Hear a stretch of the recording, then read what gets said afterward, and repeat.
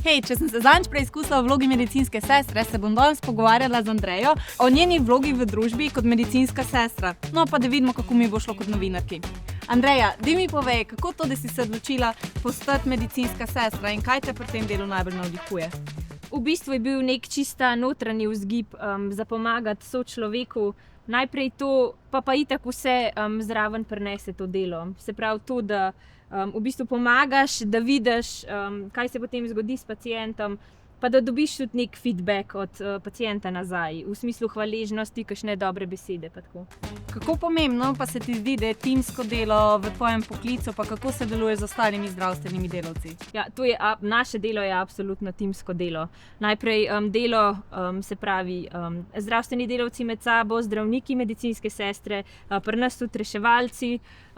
V drugih ustanovah se v bistvu pol vključujejo še delovni terapevti, fizioterapevti, pa tako, ampak ja, to je timsko delo, zato ker moramo iz različnih vidikov obravnavati vsakega pacienta. Se pravi, v bistvu je ful velik spekter teh enih poklicev. Ja.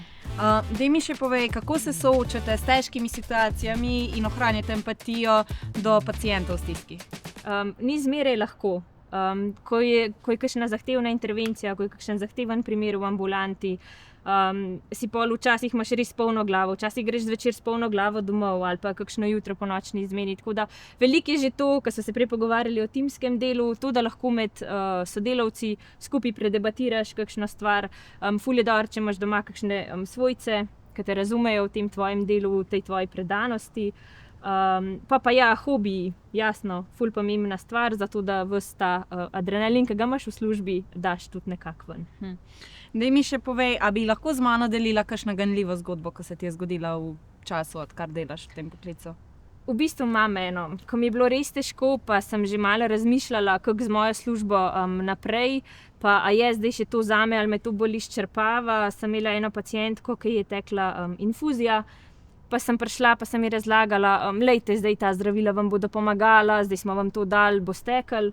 A se dobro počutite? In pa me je v tistem, ko sem že skoraj šla, zagrabila za roko in je rekla, vi ste moje zdravilo, ne tole, vi. Tako. Se pravi, v bistvu, ko vidiš, da je tisto človeška toplina, pa tudi v bistvu pomaga. Ja, ta faktor. To, da si človek človeku, no. Tako, to. Ful lepo drugače. Daj mi povej, kako še vidiš te priložnosti za mlade, ki se odločajo pač za medicinske sestre oziroma za delo v zdravstvu, pa kakšne nasvete bi jim kaj dala? Zdaj, če ste začutili, da je to delo za vas, lotite se, vpišite se na zdravstveno šolo, potem pa dobro vlagati v svoje znanje, to je zmeraj pomembno, ker če imaš znanje, potem vse ostalo pride zraven, to razumevanje, pa gojiti tudi to toplino, ki jo nosite v sebi iz tega vzgiba pomoči sočloveku. To. No, super. Ej, Andreja, ful ti hvala. Ja, z veseljem.